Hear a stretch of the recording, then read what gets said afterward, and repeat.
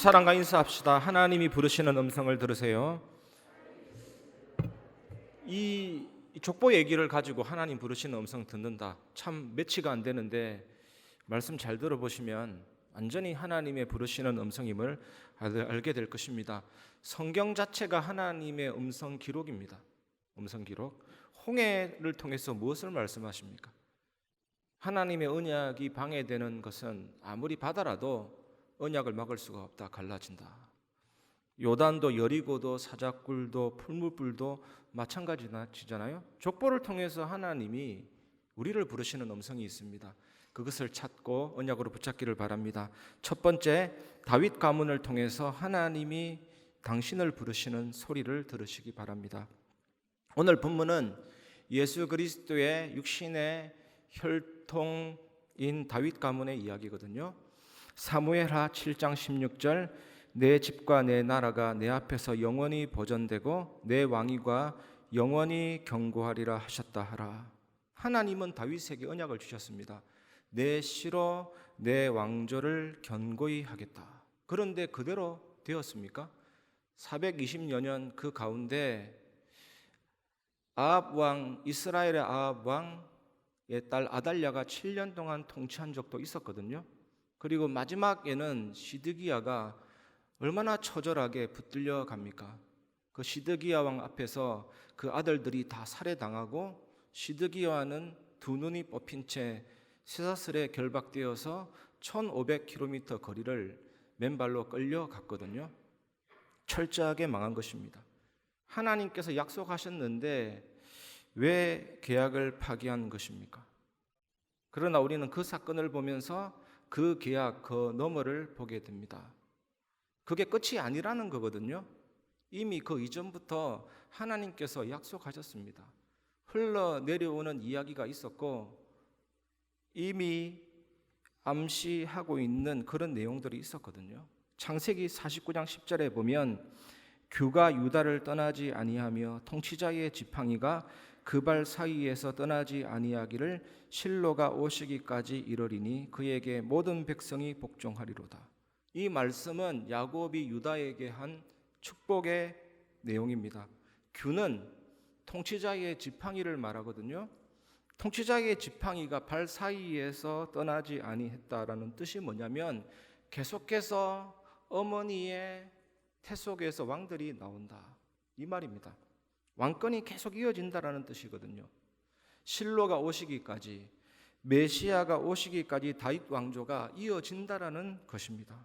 이사야 11장 1절에 이새의 줄기에서 한 싹이 나며 그 뿌리에서 한 가지가 나서 결실할 것이요.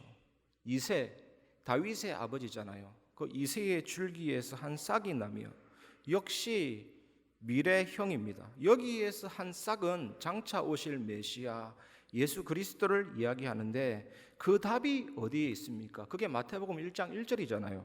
아브라함과 다윗의 자손 예수 그리스도의 계보라. 언약하면 우리는 아브라함을 생각을 하잖아요. 아브라함의 언약이든 다윗의 언약이든 그 계보의 시작이 누구냐? 예수 그리스도입니다. 우리 인생의 계보의 시작도 분명히 예수 그리스도로부터 나와야 축복이거든요. 계속해서 그게 답이라고 말씀하고 있는 것입니다. 예수님은 다윗의 자손이요 메시아라는 이 사실은 예수님 당시 아주 일반적이고 보편적인 상식이었습니다. 심지어 이방인들도 예수님을 보고 다윗의 자손이라고 말할 정도였거든요. 우리는 언약하면 아브라함과 이삭과 야곱을 생각하지만 그러나 근본적으로는 아담을 생각해야 됩니다.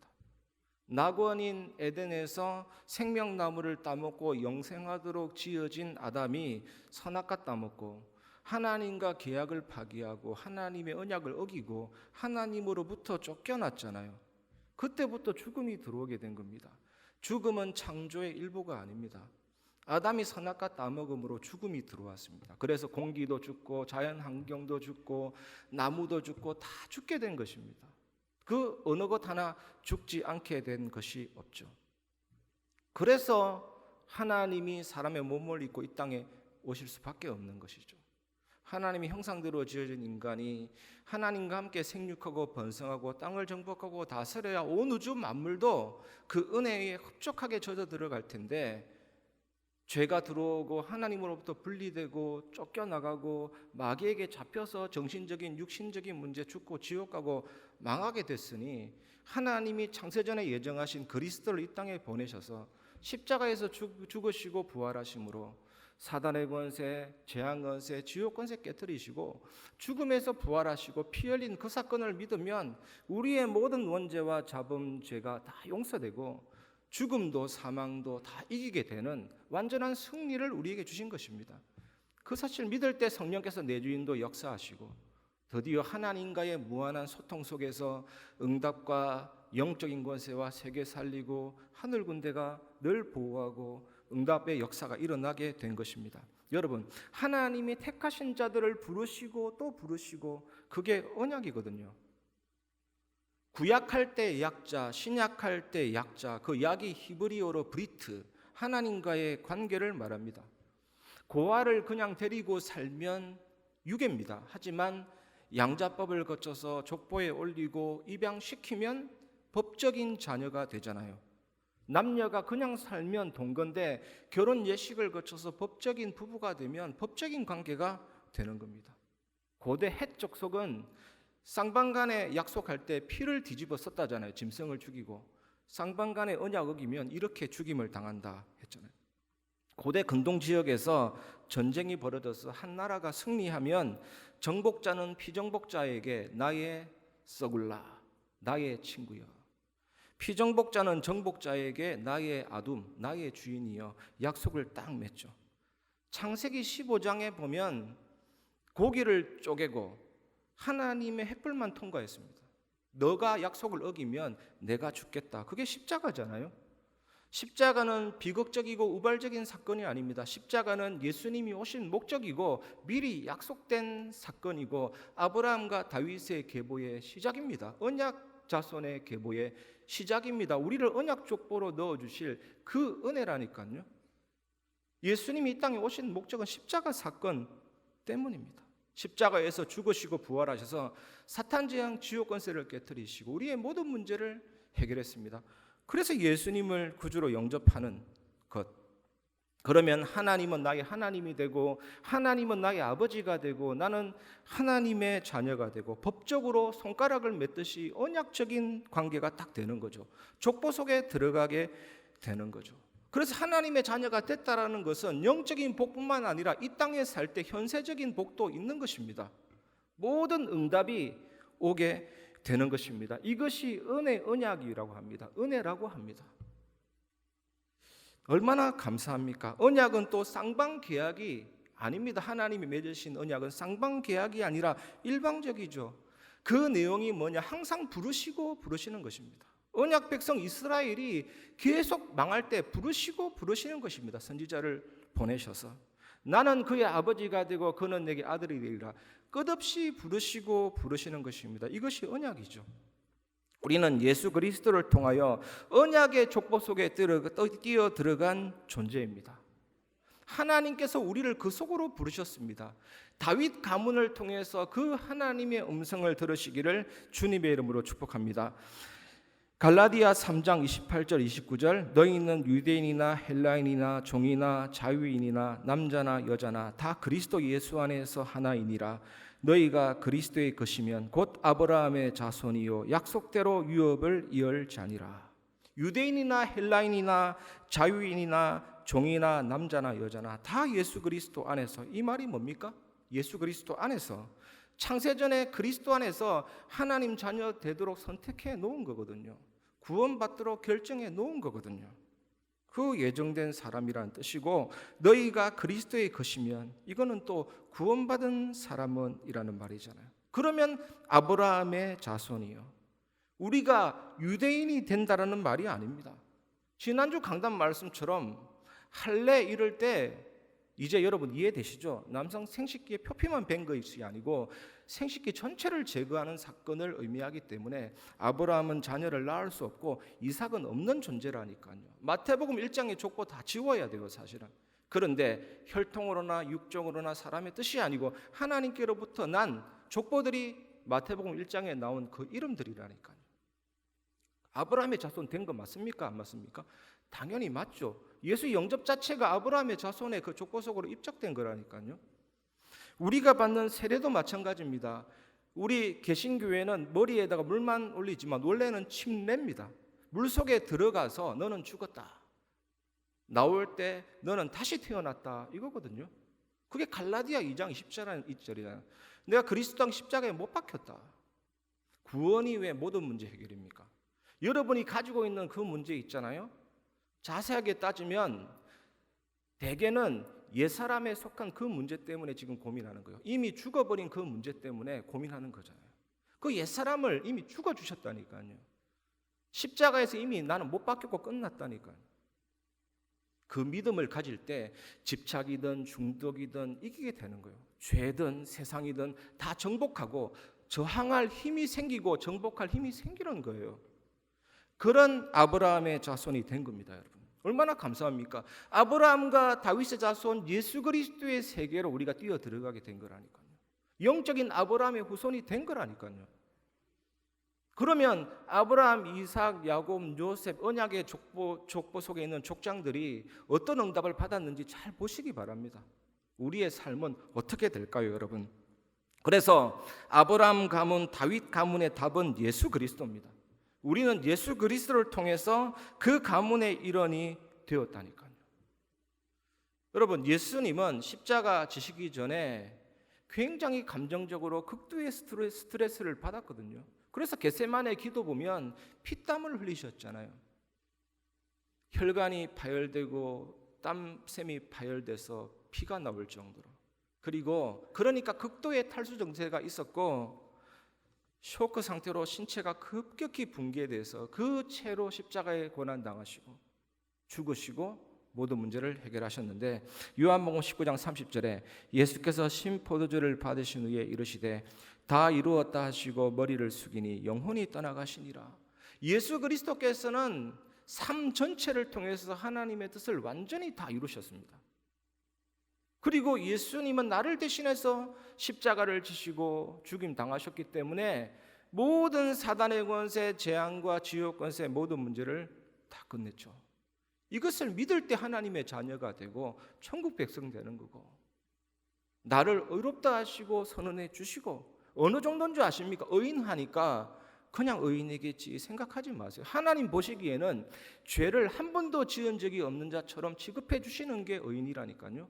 아예 죄를 알지도 못하는 자처럼 취급해 주시는 게 의롭다 하심입니다. 천국 갈 만큼 우리의 모든 죄와 저주를 해결하셨다니까. 다 이루신 것입니다, 여러분. 마태복음 8장 17절에는 이는 선지자 이사야를 통하여 하신 말씀에 우리 연약한 것을 친히 담당하시고 병을 짊으시도다 함을 이루려 하심이더라. 담당하시고 헬라어로 람바노, 우리의 연약함을 굳게 붙들고 굳게 취하시고 마치 소중한 물건인 것처럼 완전히 보배가 되는 것처럼 절대로 놓지 않으시고 딱 지시고, 연약함 질병도 짊어지시고, 그게 뭐가 좋다고요? 십자가에서 끝내신 거잖아요. 이미 2000년 전에 끝난 사건입니다. 여러분 표정 보니까 잘 모르시는 것 아시는 분도 많은데, 지금 이 시간 복음의 능력 안에서 완전한 자유와 해방 누리시기를 바랍니다. 여러분의 것이 아니죠.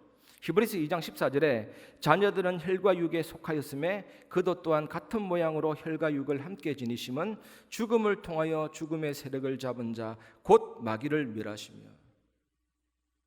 죽음을 폐지시켰습니다. 이거는 저의 표현이 아니고 신학 주석 보면요 정확하게 나와 있어요. 우리에게 있는 죽음을 폐지시킨 것입니다. 영원 불멸의 씨앗을 심은 것입니다. 주님 재림하실 때 우리의 몸을 완전히 살리실 것입니다. 그 어떤 것도. 그래서 이것을 알고 있는 사도 바울이 고린도서 15장 55절에 사망아 너의 승리가 어디에 있느냐, 사망아 내가 쏘는 것이 어디에 있느냐. 바울은 죽음과 사탄을 조롱했다 이렇게 되어 있더라고요. 죽음과 사탄을 조롱한 것입니다. 사망은 예수 그리스도를 믿는 우리들에게 허상입니다. 실상은 복음, 실상은 믿음, 실상은 언약이잖아요. 이번 한 주간 완전한 믿음과 은혜를 누리시기 바랍니다. 우리는 예수 그리스도로 말미암아 언약의 족보, 구원의 족보 속으로 들어갔습니다. 마태복음 1장을 통해서 반드시 알아야 돼요.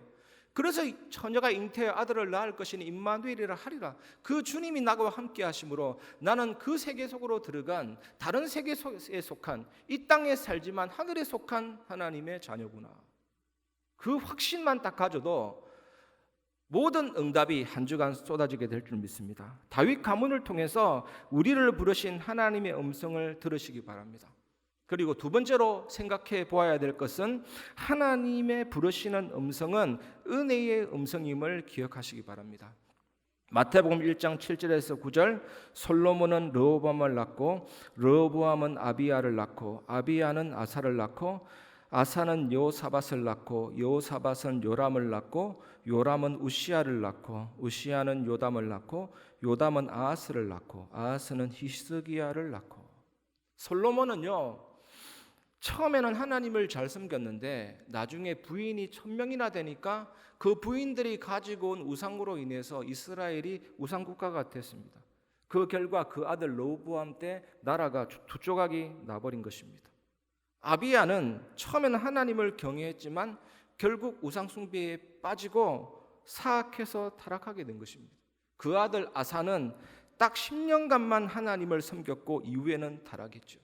처음에는 우상을 막았고 할머니가 아세라 목상을 만들었다는 이유로 그 자리에서 폐위시키고 이랬는데, 선지자가 자기 자신의 죄를 지적한다고 옥에 가두고, 그래서 인생 말년에는 발에 병이 걸렸는데 이방의 마법사를 불러서 그 병을 고치려고 하다가 오히려 치명적인 고통으로 죽임을 당하게 된 것입니다. 여호사밧, 그 아들 여호사밧은 유명한 분이긴 합니다. 모압, 암몬, 마온 세 나라가 쳐들어왔을 때 군사를 정비한 것이 아니고 찬양대를 조직해서 나갔는데 자기들끼리 치고 싸워서 질이 멸렬됐는데, 그런데 이 여호사밧이 나중에는요, 그 이스라엘의 아합왕, 얼마나 못된 왕입니까? 아합왕. 그 아합왕의 부인이 이세벨이거든요. 시대적인 악녀 이세벨. 그 딸과 아들을 결혼시킨 거죠. 그래서 여호와의 책망을 받게 된 것입니다. 그리고 그 아들 요람은 그러니까 당연하게 우상 숭배를 저지르고 당연하게 악질 중에 악질이 되었죠. 결국 이 왕은 창자가 몸 밖으로 빠져나와서 죽게 된 것입니다. 그리고 그 시신은 왕의 묘실에도 안치되지 못했습니다. 그리고 그 아들 우시야는 스가랴 선지자가 살아있는 동안에 하나님을 섬겼거든요. 그러나 결국 교만해졌습니다. 그래서 성전에 들어가서 제사장만이 분향할 수 있는데 이 자기 자신이 분향을 하려고 하다가 선지자가 만류하니까 선지자에게 굉장한 화를 냈거든요. 이때 갑자기 이마에 문둥병이 생겨가지고 평생 동안 별궁에서 외롭게 살다가 생을 마감하게 됐습니다. 아하스, 그 아들 아하스는 유다 왕 중에서 가장 악한 왕이에요. 악한 왕, 다윗의 후손입니다. 이 사람들이 바알과 아세라를 섬겼고 우상에게 자기 아들을 제물로 바쳤고, 하나님이 그래도 부르시는 분이시잖아요. 찾아가셔서 징벌을 통해서 깨닫게 했는데 회개하지 않고 끝까지 더욱 범죄했죠. 여러분, 왜 예수 그리스도의 족보에 이런 악한 사람들이 들어가 있습니까? 다윗 가문을 통해서 하나님이 나를 부르시는 음성을 들어야 하는데 그 음성은 은혜의 음성이라는 것입니다. 예수님이 이렇게 말씀하셨잖아요. 나는 의인을 부르러 온 것이 아니고 죄인을 불러 회개케 하기 위하여 왔노라. 건강한 자에게는 의사가 필요 없지만 병든 자에게 의원이 필요하다 그랬잖아요. 마태복음의 저자 마태도 사실은 죄인이잖아요. 우리도 마찬가지고 세리잖아요. 이 세금을 거두어서 정당하게 로마에 바치면 될 텐데 엄청난 양의 세금을 거두어 들여서 로마에 조금 바치고 전부 다 자기가 차지하고 이 매국노처럼 취급당했던 이런 사람이죠. 그래서 마태는 이런 사람들의 이름을 쭉 열거하면서 구원에 대한 은혜와 감사 감격을 이야기하고 있는 것입니다. 에베소 1장 5절에 보면 그 기쁘신 뜻대로 우리를 예정하사 예수 그리스도로 말미암아 자기의 아들들이 되게 하셨으니, 창세전에 영세전에 우리를 구원하시기로 결정하신 것, 우리가 하나님의 자녀가 되도록 이미 선택하신 것, 그게 구원이잖아요. 때가 되매 우리 마음에 강한 영적인 자극이 생겼고 구원에 대한 강한 열망이 생겨서 예수님을 주인으로 왕으로 영접했고 성령의 세례를 부어주셔서 예수님을 나의 주 나의 왕으로 모시게 됐잖아요. 예레미야 24장 7절에 보면 내가 여호와인 줄 아는 마음을 그들에게 주어서 그들이 전심으로 내게 돌아오게 하리니 그들은 내 백성이 되겠고 나는 그들의 하나님이 되리라. 하나님이 우리에게 하나님 아는 마음을 주신 것입니다. 하나님이 우리를 하나님께로 돌아오게 하신 것입니다. 하나님이 우리를 자기 백성으로 삼으신 것입니다. 하나님이 나의 하나님이 되어주신 것이거든요, 여러분. 구원에 있어서 우리가 할 것은 아무것도 없습니다. 여러분, 회개와 믿음도 아무나 할 수 있는 게 아니에요. 지나가는 불신자 보고 회개하세요 하면 뺨 맞습니다. 회개와 믿음도 하나님이 예정하셨기 때문에 생겨난 거예요, 여러분. 내가 회개했기 때문에, 내가 믿었기 때문에 구원받았다. 틀린 말입니다. 하나님이 예정하시지 않으면, 하나님이 부르시지 않으면 절대로 회개할 수 없습니다. 절대로 믿음이 생기지 않습니다. 절대로 구원받을 수가 없는 것입니다. 그래서 구원은 완전한 하나님의 은혜고 오직 하나님만이 구원의 주체가 되시거든요. 그래서 여러분 한번 생각해 보세요. 구원받았다는 것은 도대체 어떤 의미인가? 내가 구원받았다는 것은 시간표가 언제부터 진행된 것인가? 내가 지금 진짜 하나님의 자녀라면 어떤 축복이 왔는가 한번 생각해 보세요. 아예 신분 자체, 아예 시간 자체가 완전히 달라진 겁니다. 완전히 하나님의 세계 속으로 연결돼 버렸고, 여러분 동떨어 살고 있는 외로운 존재가 아니라니까요. 고립된 존재가 아니라니까요. 엄청난 하나님의 자녀고 천국 백성 된 거라니까요. 그거 하나하나 따져도 사실은 기도 많이 한 거 안 한 것이 중요한 게 아닙니다. 그 속에서 진짜 응답이 올 수밖에 없는 것입니다. 우리를 구원의 족보, 은혜의 족보 속에 넣으신 하나님의 음성은 은혜의 음성임을 꼭 기억하시기를 주님의 이름으로 축원합니다. 우리가 이번 주간 마지막으로 붙잡아야 될 언약은 하나님의 부르심의 이유인 복음 누림과 예배 속으로 들어가시기 바랍니다. 마태복음 1장 10절에서 11절, 히스기야는 므낫세를 낳고 므낫세는 아몬을 낳고 아몬은 요시야를 낳고 바벨론으로 사로잡혀 갈 때 요시야는 여고냐와 그의 형제들을 낳으니라. 여러분, 이름이 계속 나오니까 이게 무슨 의미인가 싶지만 굉장한 의미가 담겨져 있습니다. 계속해서 왕들의 이름이 나오잖아요. 므낫세는 55년 동안 장기 집권한 유다에서 가장 왕 기간이 긴 사람인데 55년 동안 우상 숭배했습니다. 이대로 가다가는 완전히 얻어터져야 될 상황인데 끝에 가서 회개하고 하나님을 약간 경외했죠. 그리고 므낫세의 아들은 아몬인데 이 아몬이란 이름은 애굽 신의 이름입니다. 아니, 유다 왕이 애굽 신의 이름을 가지고 사용했다니까요. 온갖 우상 숭배를 하면서 하나님을 반역했죠. 그런데 여러분, 므낫세 아몬이 누군지 아십니까? 히스기야의 아들입니다. 그 유명한 히스기야의 아들이 므낫세고 히스기야의 손자가 아몬이라니까요. 저는 이것 보면서 와, 렘넌트 운동이 진짜 시급하다. 언약을 진짜 전달해야 되구나. 우리 대의 복음이 끝날 수 있습니다. 전달 안 하면. 히스기야가 본인이 누리다가 자녀에게 언약이 전달 안 됐는가 봐요.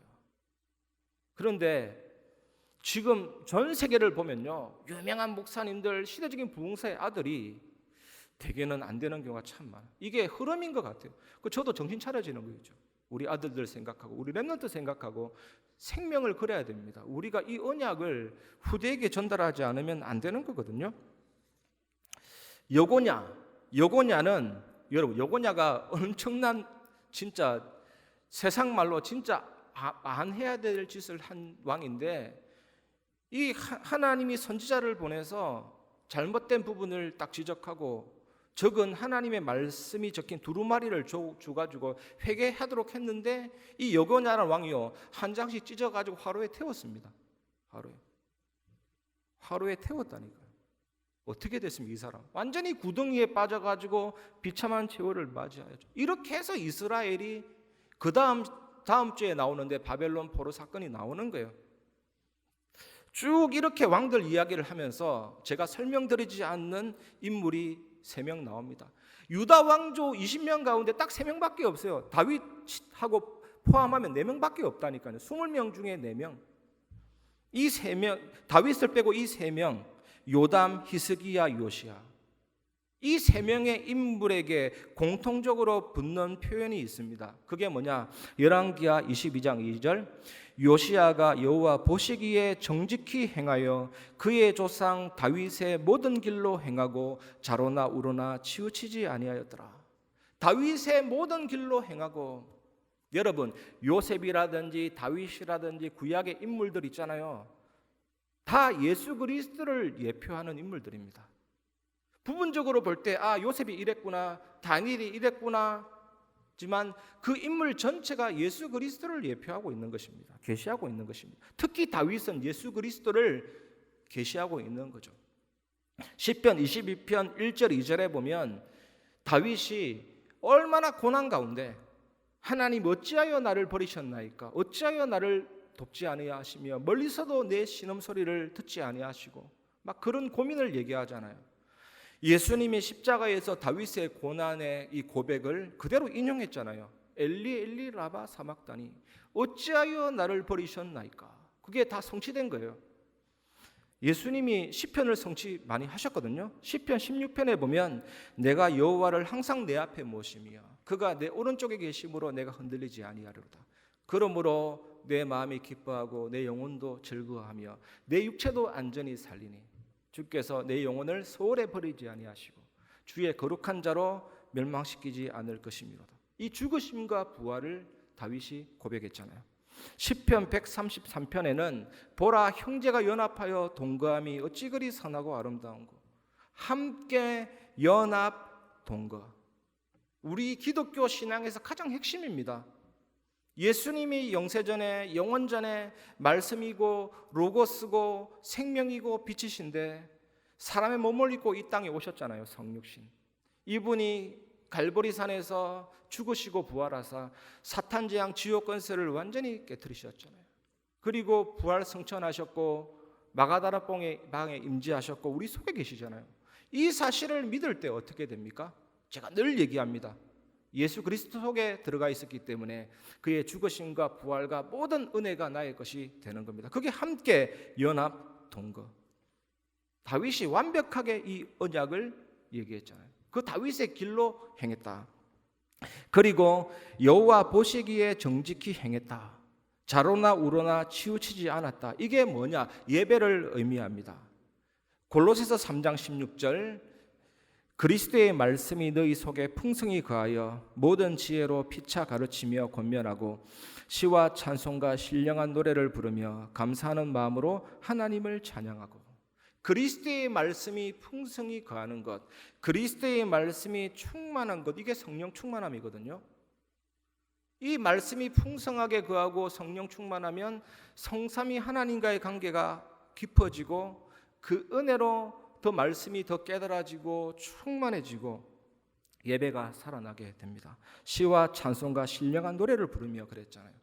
감사하는 마음으로 하나님을 찬양하고. 그리고 예배가 회복이 되면 예배 전도가 완전히 회복이 됩니다. 모든 지혜로 피차 가르치고 권면하고 이 응답이 일어나게 됩니다. 그래서 초대교회는 이게 완전히 회복이 됐잖아요. 사도의 가르침을 받아 그 예배가 되니까 피차 가르치고 권면하고 집에서 떡을 떼며 모이든지 흩어지든지 예수는 그리스도라, 이 비밀이 증거됐잖아요. 다윗의 가문을 통해서 하나님이 이 사실을 말하고 있습니다. 여러분, 하나님이 우리를 구원의 족보, 은혜의 족보 속으로 부르신 이유는 복음과 예배 누림을 위함입니다. 꼭 기억하시기 바랍니다.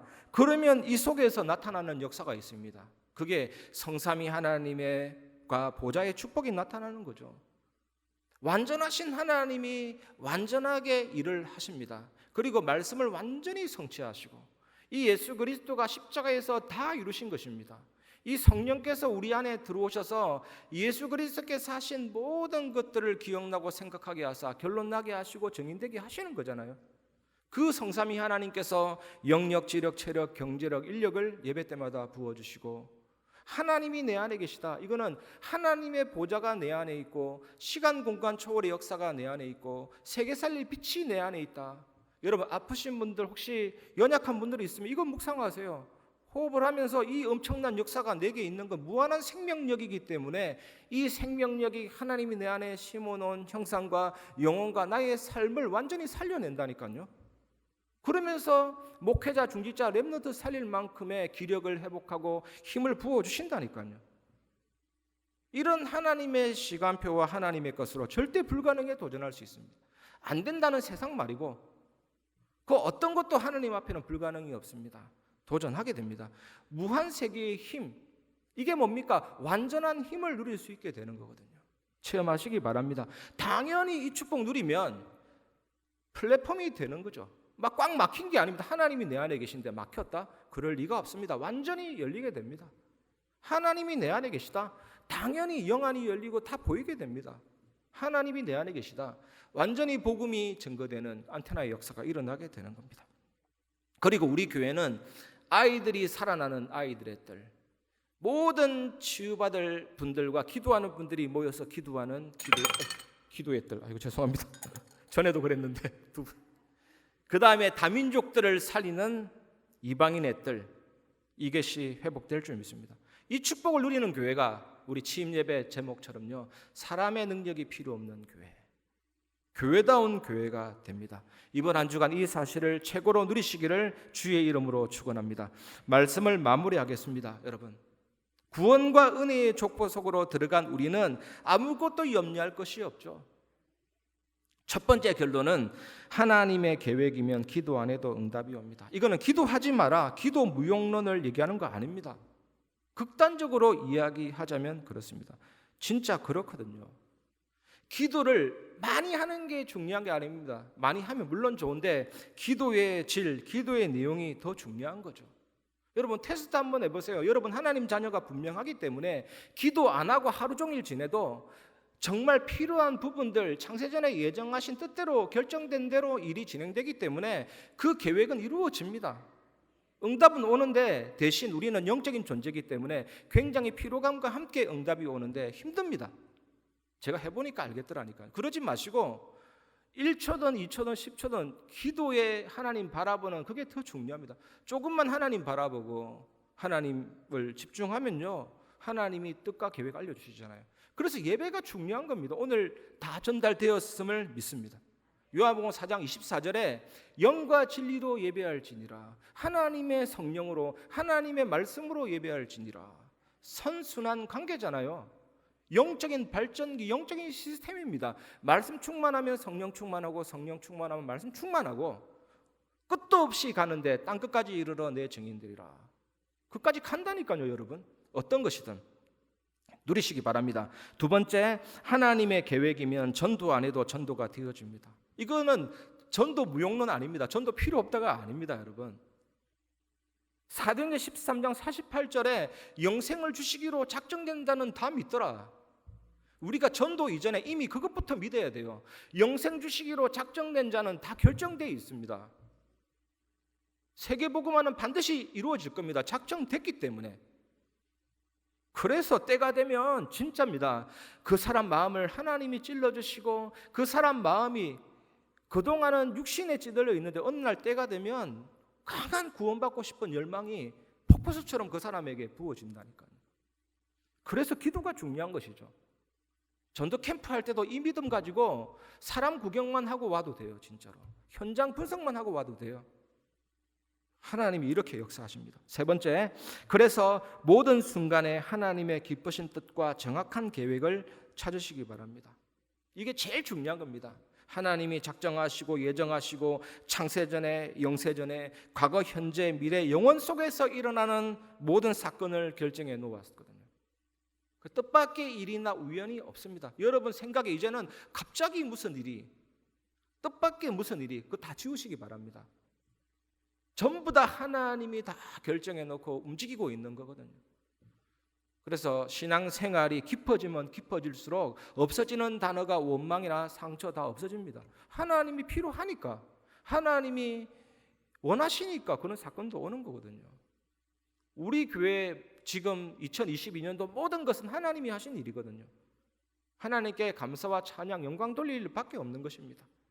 여러분의 삶이 완전히 이렇게 회복이 되어서 응답받는 증인 되시기 바랍니다. 오늘 말씀을 통해서 하나님이 부르시는 음성, 내가 그 부르시는 음성에 하나님의 은혜로 순종되어져서 그 속에 들어갔구나. 이 은혜를 깊이 누리시고 감사, 찬양, 영광 돌리는 한 주간 되시기를 주님의 이름으로 축복합니다. 부르신 곳에서 우리 찬양을 하고 말씀을 마무리하겠습니다.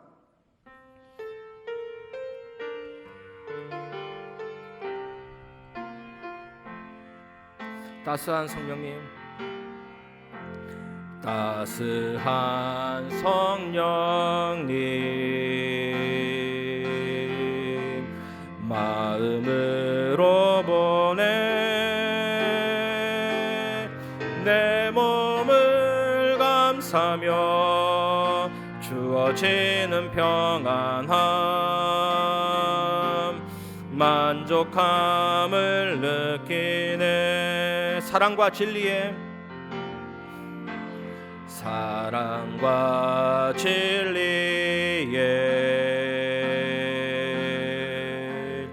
한 줄기 빛 보내 내 몸을 감사며 주어지는 평안함, 그 사랑을 느끼네. 부르신 곳에서 나는 예배하네. 어떤 상황에도 나는 예배하네. 부르신 곳에서 나는 예배하네. 어떤 상황에도 나는 예배하네. 내가 걸어갈 때 길이 되고 내가 걸어갈 때 길이 되고 살아갈 때 삶이 되는 그곳에서 예배하네. 내가 걸어갈 때 길이 되고 살아갈 때 삶이 되는 그곳에서 예배하네. 부르신 곳에서 나는 예배하네. 어떤 상황에도 나는 예배하네. 부르신 곳에서 나는 예배하네. 어떤 상황에도 나는 예배하네.